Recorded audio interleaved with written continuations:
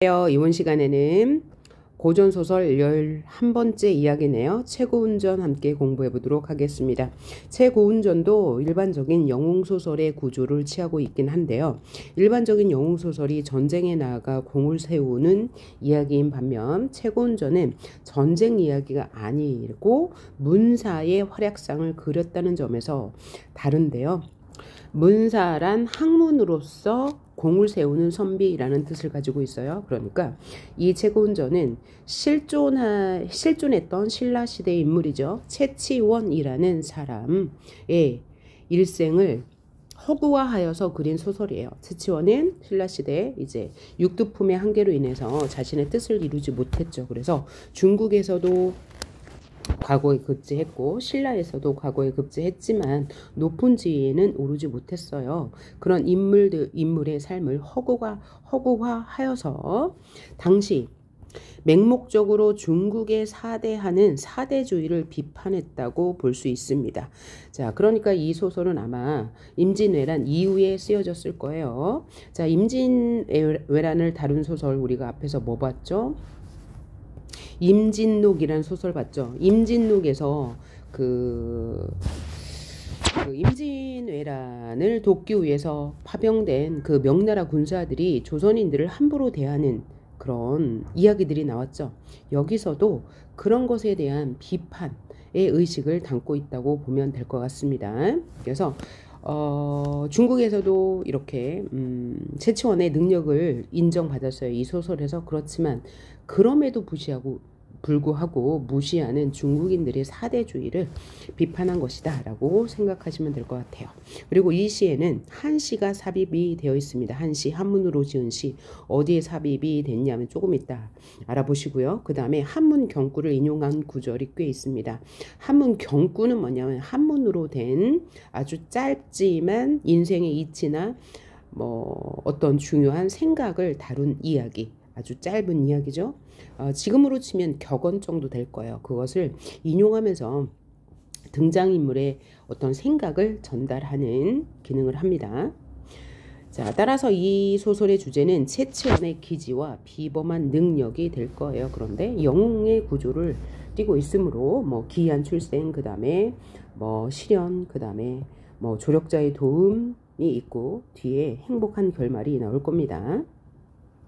자, 그러면 내용 살펴보도록 할게요. 그리고 이 최고운전은 대부분의 고전소설이 그렇듯이 이본이 많아요. 이본이 많다는 것은 주제나 맥락은 같지만 부분 다른 내용이 추가되거나 혹은 뭐 빠지거나 이런 부분이 있을 거니까 어떤 고전 소설이 나오든 반드시 내용은 쭉 읽어보셔야 되는 거예요.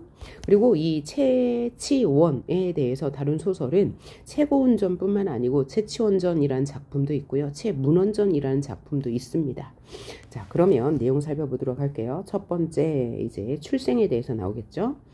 최고운 역시 다른 영웅 소설과 마찬가지로 신성계에서 성관이었는데 죄를 짓고 하늘로 내려와서 채충의 아들이 됩니다.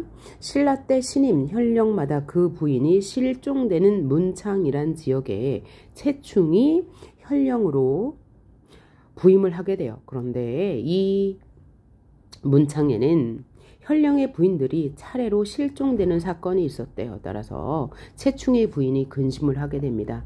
그래서 채충은 아내의 손에 명주실을 메어두었다가 아내가 실제로 실종돼요. 하늘에서 갑자기 이제 번개가 치고 갑자기 그러다가 아내가 사라진 거예요. 그래서 미리 채충이 아내의 손에 명주실을 메어두고요. 그 실이 뒷산 바위 틈으로 들어간 것을 확인하고 찾아가요.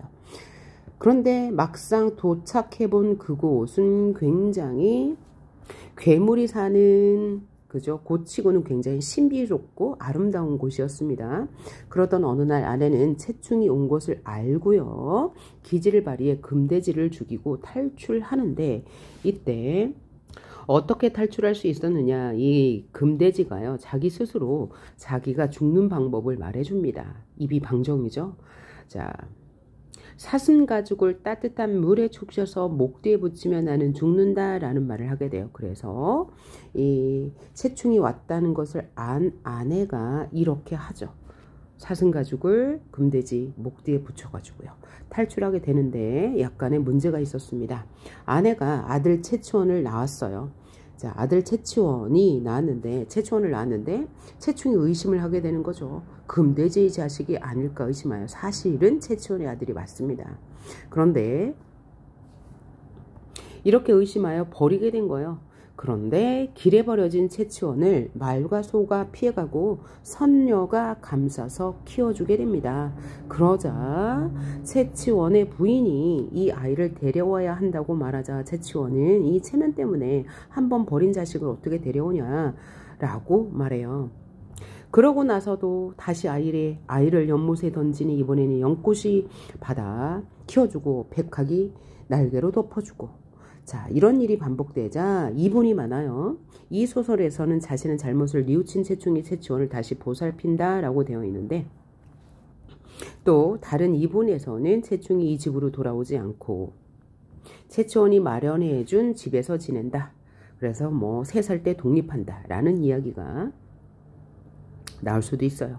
그리고 아내가 무당을 이용해서 채치원을 들여오는 방법을 제안하고 실제로 그렇게 해서 아이를 데려오는 게 이 소설의 내용이에요. 그러니까 이분이 상당히 많다는 걸 알 수 있죠. 어쨌거나 이런 일들을 거치고 나서 채치원이 6살이 되었어요.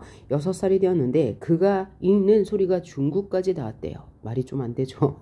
그죠? 신라에서 글을 읽었는데 중국에까지 들렸대요. 그래서 이 중국의 황제는 2명의 학사를 보내서 실력을 겨루게 해요.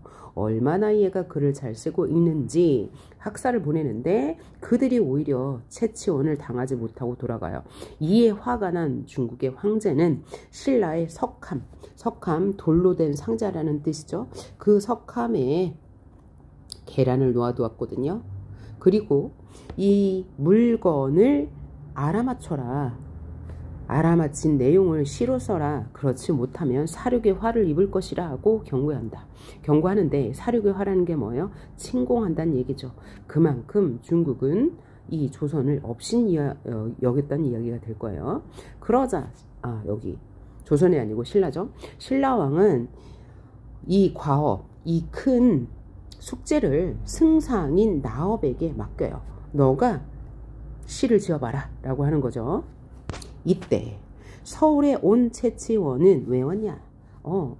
어떤 소문을 들었냐면 승상의 딸 운영, 그죠? 나승상의 딸 운영이라는 사람이 매우 아름답고 재주도 뛰어나다라는 이야기를 들은 거예요. 그래서 이 운영을 만나보고자 채치원이 이 승상 나업의 집에 오게 되는데, 어떻게 왔냐면 거울을 고치는 장사로 자신을 분장하고 나승상의 집에 어떻게 들어가냐면 거울을 고치는 장사가 왔어요. 그러면 거울을 고치겠다고 이제 나서는 사람이 있겠죠.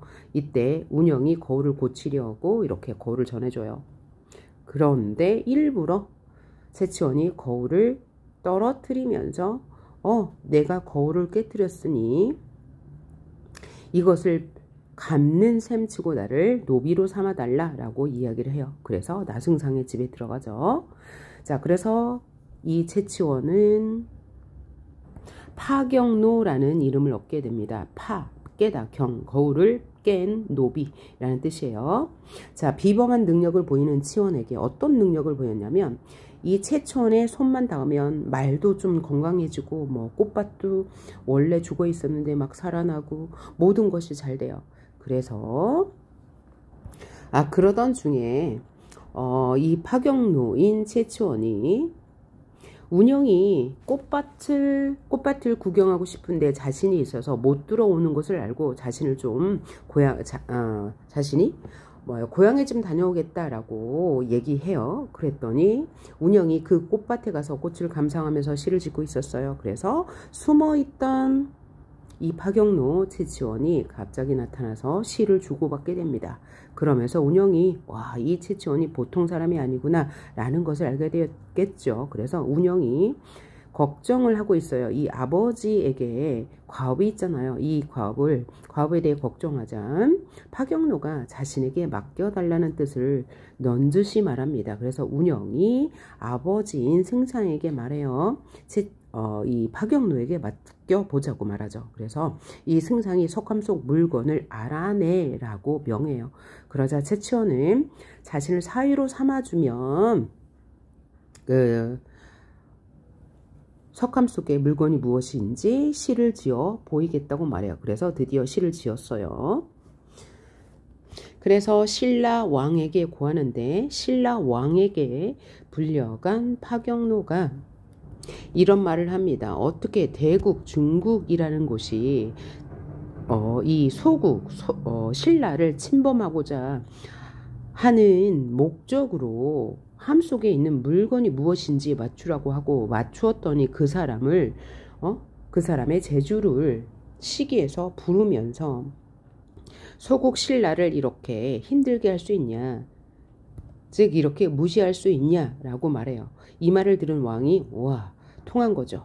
그래, 너에게 상을 주겠다. 무엇을 원하냐? 라고 물었더니 자, 모자 긴 것을 달라 고 말해요. 그래서 긴 모자를 얻었죠. 그래서 이 긴 모자를 갖고 중국으로 떠납니다.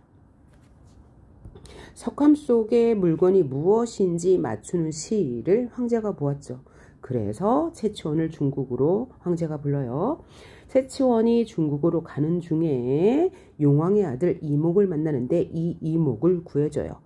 왜 구할 수가 있죠? 이 채치원은 신선이 적강한 인물이잖아요. 그래서 용궁에 갔다가 또 한 노파를 만나요. 그 노파는 채치원에게 간장에 적신 솜을 받는다. 이 간장에 적신 솜은 나중에 쓰게 되는 거고, 그러니까 조력자들인 거죠, 노파. 그리고 어떤 한 노인이 뭐라고 말하냐면, 가다 보면 어떤 여인이 있을 건데 그 여인에게 공손하게 대하면 그 여인이 너를 도울 것이다 라는 말을 해요. 그래서 이 여인을 만났죠. 그랬더니 그 여인이 채치원에게 부적 4개를 주고요. 그래서 그걸 가지고 드디어 중국에 도착했습니다. 낙양이라는 중국에 도착한 치원은요, 여인에게서 얻은 부적과 신이한 능력으로 황제의 관계를 모두 물리치고 과거에도 급제하는데, 이 과정이 어떻게 되냐면 중국 황제의 관계가 있었다고 했죠. 관계는 간사한 계책, 어떤 모함이 있었다는 거예요. 왜냐하면 중국 황제는 이 함 속의 물건을 마친 이 신라의 인재를 질투하잖아요. 그래서 죽이려고 했던 거예요. 그래서 첫 번째는 채치원이 들어오는 문 안에다가 구렁이와 악사를 배치해 놓고 밑에는 구렁이, 위에는 악사. 그러니까 악사가 악기를 막 연주하면 정신이 없잖아요. 그렇게 되면 이 구덩이 속으로 빠지게 되죠.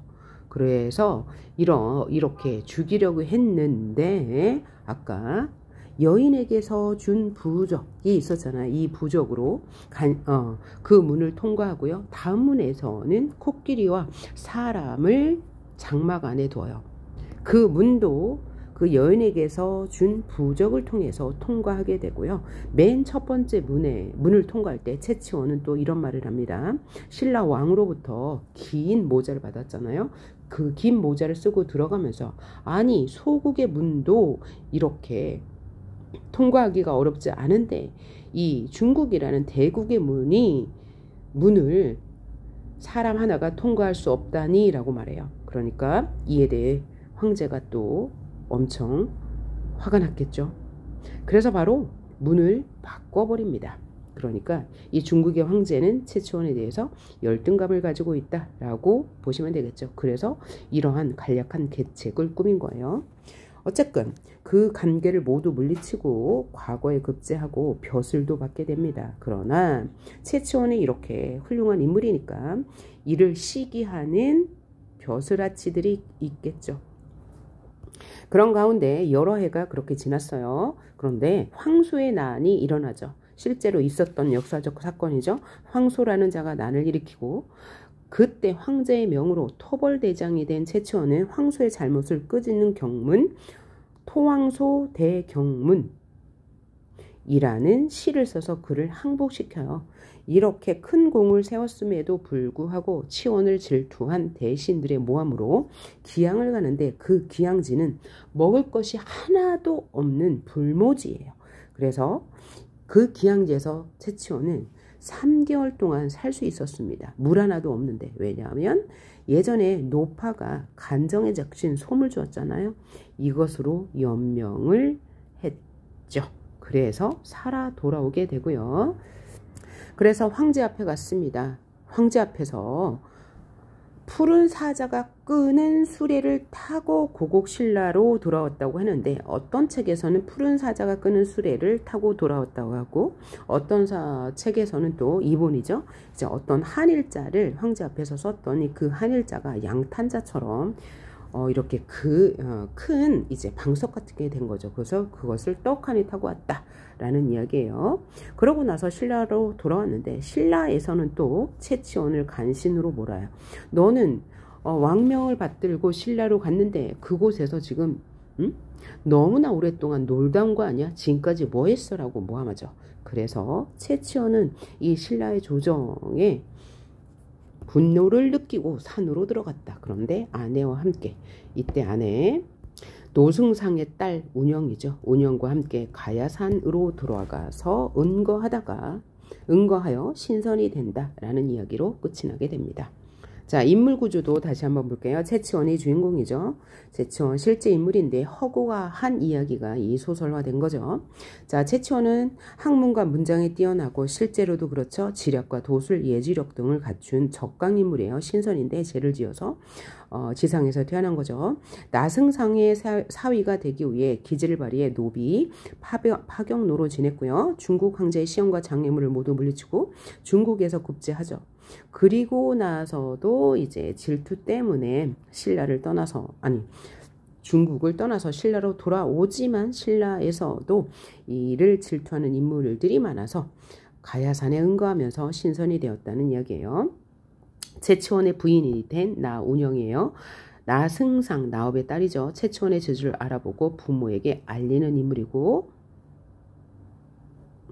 자, 채치원과 적대 관계에 있는 중국 황제, 갈등 관계에 있는, 자, 채치원을 여러 차례 죽이려 하지만 그의 비범한 능력을 끝내는 인정하게 되는 인물이고, 이목, 노파, 노인, 여인 등은 모두 채치원을 도와주는 조력자가 되는 거죠. 그래서 채치원이 중국에서 고난을 겪을 때 도와주는 역할을 한다.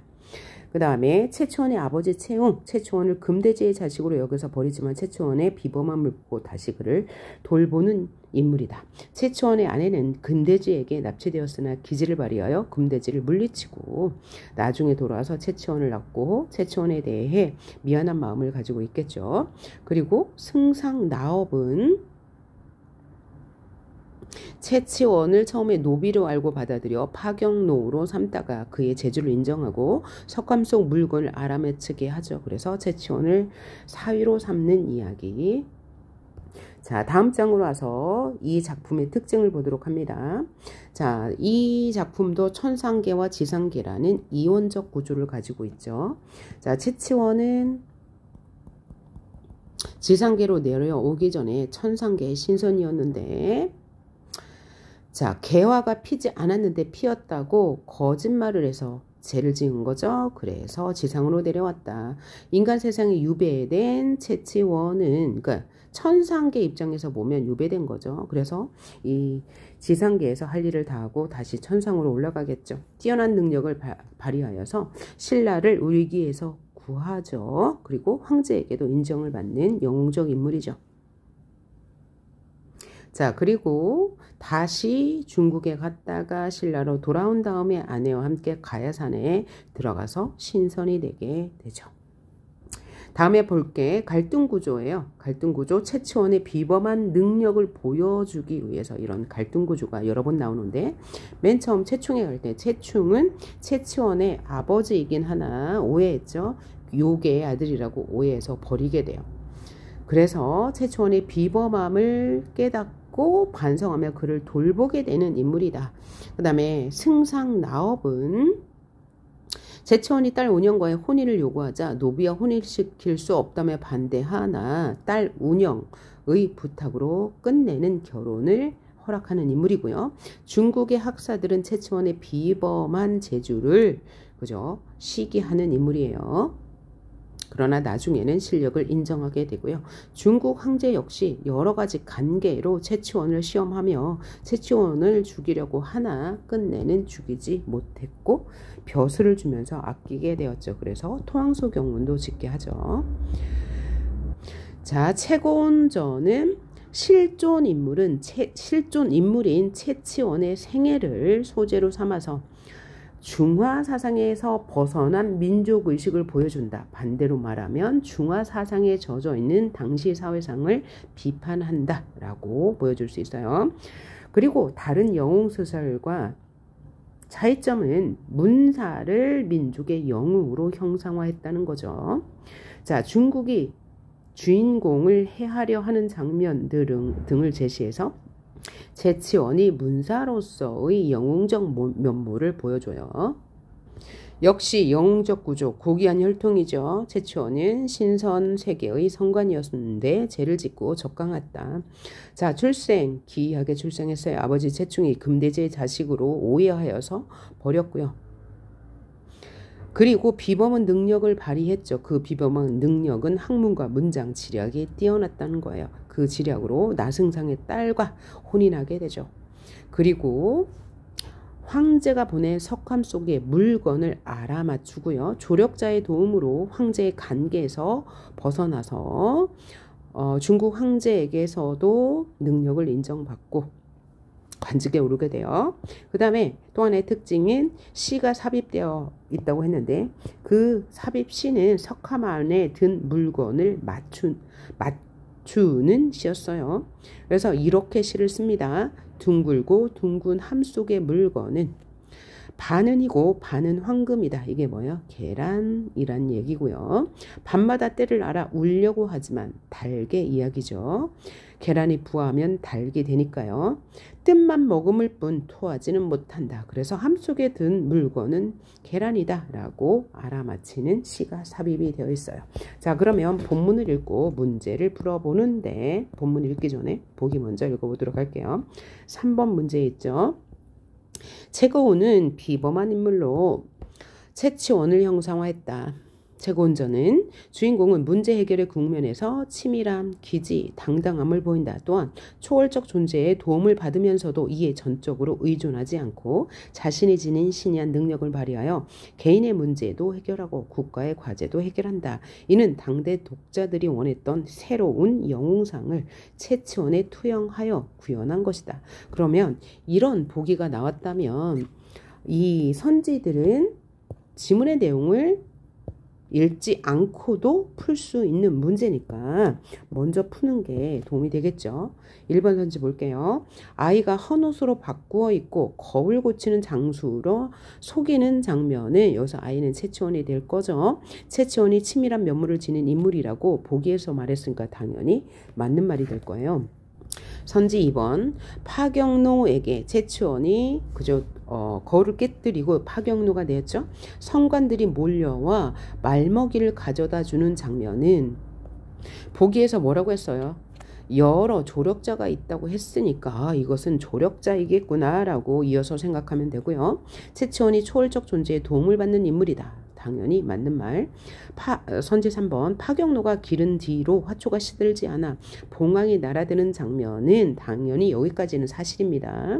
지문에 있는 내용을 그냥 보여주는 거예요. 그러니까 여기까지는 무조건 맞아요. 요 D만 판단하면 돼요. 채치원이 신이한 능력을 지닌 인물이라고 보기에서 말했으니까 당연히 맞고요. 선지 4번 파경노가 노모를 핑계로 말미를 얻는 장면, 말미 시간을 얻어요. 그래서 나 집에 좀 다녀올게 라고 노승상에게 말하죠. 이것은 채치원이 원하는 바를 얻기 위해 원하는 바는 뭐예요? 채치원의 딸 운영을 만나기 위한 계책이었죠. 기지를 발휘하는 인물임을 보여주는 거죠. 당연히. 그다음 선지 5번 파경노가 승상의 제안을 거절하는 장면은 거절하지 않았고요. 조건을 제시했어요. 그 조건은 운영과 결혼시켜달라는 거였죠. 채치원이 보상을 추구하기보다 스스로 국가의 과제를 해결하는 당당은 아니죠. 자, 만약에 얘는 이 선지 자체가 논리적으로 문제가 있는 거예요. 만약에 승상의 제안을 거절했어요. 그랬다면 채치원이 보상을 추구하기보다까지는 맞아요. 그런데 스스로 국가의 과제를 해결하는 당당한 인물은 논리적으로 맞지 않죠. 왜냐하면 승상의 제안은 이 석함 속에 있는 물건이 무엇인지를 알아맞추는 시인데 그 시를 알아맞혀야 신라가 중국으로부터 침입을 당하지 않는 거니까 이것은 스스로 과제를 해결하려는 모습이 아닌 거죠. 이렇게 판단하시면 되는 거예요. 자, 그럼 지문 읽어보도록 합니다. 지문을 읽을 때는 단락별로 어떤 상황인지 어떤 인물이 누구와 왜 갈등하는지를 파악하면서 읽어야 되는 거죠. 그러니까 당연히 인물에게 동그라미 치고 갈등이 있다면 그 갈등에 표시를 해놔야 되는 거예요. 자, 그리고 여러분이 시험장에서 이 작품을 봤는데 모르는 단어가 있다. 그러면 괜찮습니다. 그냥 맥락으로 그 단락에서 무엇을 이야기하고 있는지만 알고 넘어가도 충분합니다. 단지 지금은 공부를 하는 그런 과정이기 때문에 모르는 단어가 나오면 사전을 찾거나 그런 방법으로 알고 가는 게 당연한 거고요. 자, 그럼 지문 읽어볼게요. 승상 나업은 승상이라는 게 직급이라는 것은 알고 있죠. 자, 나업이라는 승상 직급을 가진 사람은 딸 하나가 있었다. 제예가 당대에서 빼어났다. 그러니까 기술과 재주와 기예가 뛰어났다. 그러니까 그냥 뭐든 잘하는 사람이야 라고 생각하시면 되겠죠. 아이는 이 말을 듣고 여기서 아이는 아마 이 작품이 최고운전이니까 최고운이겠지. 그죠? 최고운 채치원이겠지라고 생각하시면 됐고, 헌옷으로 갈아입고 거울을 고치는 장사라 속여 이 아이는 채치원 주인공이라고 표시해 두고요. 집 앞에 가서 나을 집에 가서 승상 집에 가서 거울 고치시오라고 외쳤다. 소조는 이 말을 듣고 거울을 꺼내. 여기서 소조는 아가씨라는 뜻이에요. 보통 이 소조라는 아가씨는 이 양반에게만 쓰는 말입니다. 그러니까 누가 되겠어요? 이 아이가 이 파경로로 온 이유가 되는 인물이 되겠죠. 자, 우리는 알고 있어요. 어떤 스토리인지 어떤 스토리예요? 이 파경로가 이 나승상의 딸 나운영이 뛰어나다는 소문을 듣고 이 운영을 보기 위해서 뭐라고요? 이 집에 온 거잖아요. 소저는 이 말을 듣고 거울을 꺼내 유모에게 보내주었다. 소저는 유모 뒤를 따라 바깥 문 안쪽까지 나가 문틈으로 엿보았다. 소저가 아이를 엿본 거죠. 장사가 소저의 얼굴을 언뜻 보고 그러니까 확인한 거죠. 반했어요. 반했기 때문에 손에 쥐었던 거울을 일부러 떨어뜨려 깨뜨렸어요. 개책인 거죠. 그래서 유모가 놀라 화를 내며 때리자 장사가 울며 말했다. 거울이 이미 깨졌거늘 때려 무엇하세요? 저를 노비로 삼아 거울값을 갚게 하여 주옵소서 라고 했어요. 그러니까 이 아이의 계책은 이 여인 나운영을 확인하고 좋으면 이 집에 들어가기 위한 계책이 실현됐다고 볼 수 있는 거죠. 그랬더니 유모가 들어가 이를 승상께 아뢰니 허락했어요. 그래서 파경노가 된 거죠. 승상은 그의 이름을 거울을 깨뜨린 노비라는 뜻으로 파경노라 짓고 말 먹이는 일을 시켰어요. 노비니까요. 말들은 저절로 살쪄 여인 것이 하나도 없었다. 여의다가 여기서는 마르다라는 뜻이에요. 그러니까 우와, 이 아이는 신기한 능력이 있네 라고 확인할 수 있는 거죠. 자, 여기까지 어떤 장면이었습니까? 채치원이 이 나운영이라는 아가씨를 보기 위해 파경노가 되어서 왔는데 이 아가씨를 보고 반해서 파경노가 되어 이 집에 머물게 되었다는 이야기고요. 그 다음 단락 볼게요. 하루는 천상의 성관들이 그죠? 이원적 세계 구름처럼 몰려와서 말 먹일 꼴을 다투어 그에게 주었다. 이것은 꼴은 뭐냐면 풀 같은 거 말의 먹이에요. 자, 그러니까 도와주는 거죠. 이 성관들은 채치원의 조력자예요. 이에 파경노는 말들을 풀어놓고 누워만 있었다. 날이 저물어 말들이 파경노가 누워있는 곳에 와 그를 향해 머리를 숙이며 늘어서자 머리를 숙였대요. 자, 말들이요. 이것도 신이한 장면이죠. 전기적 요소, 전기성. 보는 자마다 모두 기이하게 여겼다. 승상부인은 이 말을 듣고 승상에게 말했다. 파경노는 용모가 기이하고 좀 특별했나 봐요. 생긴 모습이 탐복할 일이 많다. 탐복하다 뭔가 좀 따를 일이 많다. 놀랄 일이 많다. 그러니 필시 비범한 사람일 것입니다. 마부 일도 천한 일도 맡기지 마세요 라고 했어요. 그랬더니 승상이 옳게 여겨 그 말을 따랐다. 이전에 승상은 동산에 꽃과 나무를 많이 심었는데 파경노에게 일을 기르게 했다. 동산을 맡겼죠. 이때부터 동산의 화초가 무성하며 조금도 시들지 않아 봉황새가 쌍쌍이 날아들어 꽃가지에 깃들었다. 그러니까 이 동산이 아주 활기를 찾았네요. 열흘이 지났다. 시간의 경과. 파경노는 소저가 동산의 꽃을 보고 싶으나 파경노가 부끄러워 오지 못한다는 말을 듣고 이에 파경노는 승상을 뵙고 이렇게 말했어요. 제가 이곳에 온 지 여러 해 지났습니다. 벌써 여러 해 지났네요. 한 번도 노모를 보지 못했어요. 늙은 어머님을 보지 못했어요. 그러니 노모를 뵙고 올 말미 시간을 주세요 라고 말했어요. 그랬더니 승상은 닷새 5일을 주었대요. 그래서 소저는 파경노가 기양했다는 소식을 두고 동산에 와 꽃을 보고 있는데 실제 파경노는 가지 않고 그래서 이 집을 나가지 않고 누굴 기다린 거죠? 소저가 나타나기를 기다린 거예요. 굉장히 철들철미한 재치원이죠. 꽃이 난간 앞에서 웃는데 소리는 들리지 않네 라고 시를 지었어요. 이 시를 지은 건 누구죠? 바로 소저예요. 이렇게 시를 지었어요. 파경노는 꽃 사이에 숨어 있다가 이 시 짓는 소리를 듣고 이렇게 말했잖아요. 새가 숲 아래서 우는데 여기서 새는 누구겠어요? 자신이겠죠. 눈물 보기 어렵네 라고 시로 화답했다. 소저가 부끄러워서 얼굴을 붉히며 돌아갔어요. 이 장면을 통해서 소저는 누구를 다시 보게 됐을까요? 파경노를 다시 보게 되었죠. 파경노는 그렇게 재주가 뛰어나서 이 동산을 아름답게 가꾸더니 시도 잘 짓네 라는 생각을 하게 되었을 거예요. 그러고 중략 부분 줄거리가 나왔어요. 중략 부분 줄거리는 앞 내용과 뒷 내용을 연결해주는 일이기 때문에 반드시 꼼꼼하게 읽으셔야 되죠. 중국 황제는 신라 왕에게 석함을 보냈다. 그 안에 있는 물건을 알아내 시를 지어 올리라 명한다.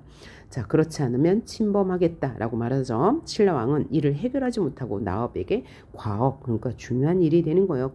이 시를 지어 짓지 않으면 침략당하게 된 위기에 처한 거죠. 나업이 승상이었습니다. 운영의 아버지. 나업은 집으로 돌아와 석함을 안고 통곡했어요. 매우 크게 울었습니다. 왜냐하면 이걸 어떻게 짓지 어떻게 알아내 라는 뜻이죠. 자, 파경노는 이 말을 듣고 사람들에게 왜 우는지를 물었다. 사람들이 모두 말해주자 잠옷 기쁨을 띠며 꽃가지를 꺾어 외청으로 갔다.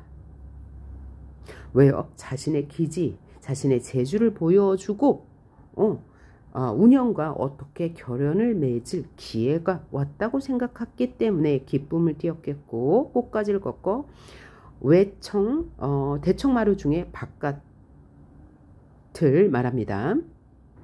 다음 장면 소저가 여기서 소저는 운영이 되겠죠. 나승상의 딸 슬피 울다가 문득 벽에 걸린 거울에 비친 그림자 를 발견했어요. 거울에 비친 그림자를 발견했어요. 속으로 놀라 창틈으로 엿보니 파경노, 그러니까 이 비친 그림자의 주인공은 파경노였네요. 그러니까 꽃을 들고 서 있었다. 소저가 이상히 여겨 묻자 시치미를 떼며 파경노가 말하기를 그대가 이 꽃을 보고 싶다 하여 그대를 위해 가져왔소. 시들기 전에 받아가 보시오 라고 했어요. 그랬더니 소저가 한숨을 크게 쉬더니 한숨을 쉰 이유는 뭐예요? 아버지가 지금 위기에 닥쳤죠. 석함에 있는 물건이 무엇인지 알아내지 못하면 자신의 가문이 어떻게 될지 모르고 나라도 망할 위기에 처한 거예요. 그래서 한숨을 쉬었더니 파경노가 위로하며 말하기를 거울 속에 비친 이 누구예요? 자신이 반드시 그대 근심을 없애줄 것이요 근심치 말고 꽃을 받으시오 라고 했어요. 그래서 소저가 꽃을 받고 부끄러워하며 안으로 들어갔다 라고 했어요. 그럼 이 말을 아버지에게 전하겠죠. 얼마 뒤 소저는 파경노의 말을 괴히 여겨 승상께 말했다. 파경노가 비록 어리지만 재주가 남보다 뛰어나고 신인의 기운이 있어. 신과 같은 기운이 있어. 석감 속의 물건을 알아내어 시를 지을 수 있을 것입니다. 라고 나 운영이 말하니 승상이 대답하기를 너는 어찌 그렇게 말을 쉽게 하느냐. 만약 파경노가 할 수 있다면 나라의 이름남 선비 가운데 한 명도 시를 짓지 못해 이 석함을 나에게 맡겼겠느냐. 이거 굉장히 어려운 문제야 라고 말한 거죠. 그랬더니 소저가 말하기를 뱁새는 비록 작지만 큰 새 매를 살린다 합니다. 그가 비록 노둔하나 어리석거나 큰 재질을 지니고 있는지 어찌 알겠습니까? 이것이 바로 인용이죠. 경구를 인용하여 소저는 아버지를 설득하고 있네요. 승상을 설득하고 있습니다. 이어서 파경노가 걱정하지 말라고 했음을 구했다. 만약 그가 시를 지을 수 없다면 어찌 그런 말씀을 냈겠습니까? 원컨대 그를 불러 시험삼아 시를 짓게 하소서. 승상이 파경노를 불러 구슬리며 달래며 말했어요. 만약 이 석함 속의 물건을 알아내 시를 짓는다면 후한 상을 줄 것이며 마땅히 너의 뜻을 이루어주겠다. 그러니까 시를 짓는다면 너의 소원을 들어줄게 라고 얘기했어요. 그랬더니 파경노가 거절했습니다. 비록 후한 상을 준다 한들 제가 어찌 시를 짓겠습니까? 라고 말했더니 소저가 이 말을 듣고 승상에게 말했다. 살고 싶고 죽기 싫은 것이 인지상정입니다. 인지상정이라는 것은 사람들의 평범한 생각이라는 뜻이에요. 그래서 자, 사람은 모두 살고 싶죠. 옛날에 어떤 이가 사형을 당하게 되었을 때 그에게 네가 만약 시를 짓는다면 내가 마땅히 사면해 주겠다. 너의 죄를 면해 주겠다. 라고 했습니다. 그때 그 사람은 무식한 이였으나 그 명을 따랐습니다. 하물며 파경노는 문학이 넉넉해 시를 지을 수 있지만 거짓으로 못하는 척하고 있습니다. 그러니까 나운영은 파경노의 재주를 알고 있었던 거죠. 그의 본질을 알고 있었던 거예요. 지금 아버님께서 그를 겁박하시며 어찌 삶을 좋아하고 죽음을 싫어하는 마음이 있다는 거죠. 복종하지 않겠습니까? 복종하겠다는 이야기죠. 그러니까 뭐 하라고요? 겁박하라고요. 아버지가 승상이 파경노를 겁박하면 그는 분명히 시를 지을 것이다. 옛날에 이런 말이 있었다. 사형수에게 시를 지으면 너의 죄를 용서해 줄게 라고 했더니 그는 아무것도 모르는데도 시를 짓더라. 그러니까 이러한 경구를 인용한 이유는 자신의 주장을 강화하기 위해서다 라는 것 확인할 수 있고요. 그런데 이거는 모두 다 똑같아요. 자신의 의견을 강화하기 위해서 경구를 인용할 수도 있고 속담을 인용할 수도 있고 성인의 말이나 모든 문장들을 인용할 수 있겠죠. 라고 했어요. 그랬더니 승상이 그럴듯하여 여기고 파경노를 불렀다라고 하면서 이 지문은 끝이 났네요. 그러면 문제를 풀어볼게요. 윗글의 서술상의 특징으로 가장 적절한 것은 1번 시간의 역전은 안 나와요. 시간의 역전이 뭐예요? 역순행적 구성인데 고전소설은 어디에서도 역순행적 구성을 찾을 수가 없습니다. 얘는 고전소설에서는 무조건 틀린 말이 될 거예요. 문제 2번 선지 2번 서술자의 개입을 통해 사건의 전모를 밝힌다라고 했는데 지금 나와 있는 이 부분에는 서술자의 개입이 하나도 없었어. 그래서 틀린 말.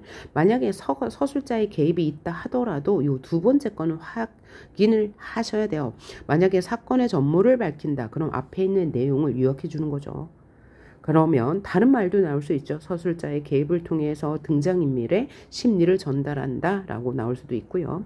앞으로의 일을 추측한다 라는 말도 나올 수가 있습니다. 그 다음 선지 3번 인물의 희화를 통해 희화화는 우습게 표현한다는 것인데 이런 희화화 표현은 주로 판소리계 소설에서 나타나고요. 이 소설은 뭐죠? 인물을 우습게 표현한 게 하나도 없었습니다. 자, 그러면 희화가 있다 해도 뒤에 있는 것도 확인해야 돼요. 사건의 반전 효과를 나타낸다라고 하는 것은 사건이 전혀 다른 방향으로 흘러간다는 얘기죠. 자, 그래서 희화화하는 장면이 있다면 그 내용까지도 파악해야 한다는 거 알아두시고요. 4번 인물 간의 대화를 통해 여기 지금 계속 대화가 나왔네요. 누가 누구의 대화? 파경노와 나훈영의 대화. 그 다음에 나훈영과 나승상의 대화 나왔고요. 사건 해결의 방안을 제시한다. 맞죠? 사건이 뭐예요? 그 석함 속의 물건이 무엇인지 맞히는 시. 이게 사건이고 해결 방안. 그죠? 해결 방안은 뭐죠? 파경노가 시를 짓는 거예요. 맞죠? 그 다음 5번 꿈과 현실의 교차를 통해 앞으로 일어날 꿈과 현실. 꿈이 없었고요. 그죠? 예, 이런 것도. 그러니까 얘가 없으니까 얘는 당연히 없는 것이 될 거예요. 그 다음 문제 2번 볼게요. 금우에 대한 이해로 적절하지 않은 것은. 자, 선지 1번 볼게요. 기억은, 자, 이제 채치원이 거울 장수로 변신해서 나승상의 집에 갔을 때 그 거울입니다. 최초의 거울. 아이가 소조의 얼굴을 보게 되는 계기가 되었다. 맞죠? 거울을 꺼내 유모에게 건네줬는데 문틈으로 소조의 얼굴을 보았다라고 했으니까 맞는 것이 될 거고요. 니은은 손에 쥐었던 거울을 일부러 깨뜨렸다. 이때 거울. 아이가 파경노라는 이름을 얻고 승상의 집안으로 들어가는 계기가 되었죠. 거울을 깨뜨려서 그 값을 갚기 위해 그 집안으로 들어가 파경노가 된 거 맞고. 디귿은 자 승상이 파경노에게 동산을 맡기자 거기 있던 화초가 잘 자랐다라는 장면이에요. 파경노가 승상 부인으로부터 인정받는 계기가 된다? 아니죠. 이 부분에 승상 부인에 대한 이야기가 전혀 없었어요. 그 다음 리을. 리을을 보면 파경노가 꽃을 들고 서 있다가 소저에게 내가 도와줄게요 라는 부분으로 이어지는 거예요. 여기서 꽃은 파경노가 소조에게 자신의 마음을 전달하는 수단이죠. 뭐라고 했어요? 내가 위로하면서 그 문제를 해결해 줄게요 라고 했죠. 그러니까 자신의 마음을 전달하는 거 맞네요. 그 다음 미음. 시를 지을 수 있을 것입니다. 그 문제, 사건을 해결하는 그 시. 나업에게 슬픔을 유발하는 과업인 동시에 자, 나업은 승상인데 슬픔을 유발하죠. 탄식하잖아요. 내가 이거 어떻게 시를 짓지? 라고 하니까 맞는 거고 그 동시에 파경노에게는 소조의 슬픔을 해소시켜줄 수 있는 수단이 되죠. 왜냐하면 시를 지으니까요. 자, 소조의 슬픔도 그 과업에 있으니까요. 이렇게 해결하면 되겠죠. 그 다음 문제 3번 아까 풀었으니까 오늘 수업은 여기에서 마치도록 하겠습니다. 오늘 본 건 최고운전. 재밌는 내용이었죠. 자, 우리 다음에 만나볼 고전소설은 채척전입니다. 다음 시간에 뵙겠습니다. 수고하셨습니다.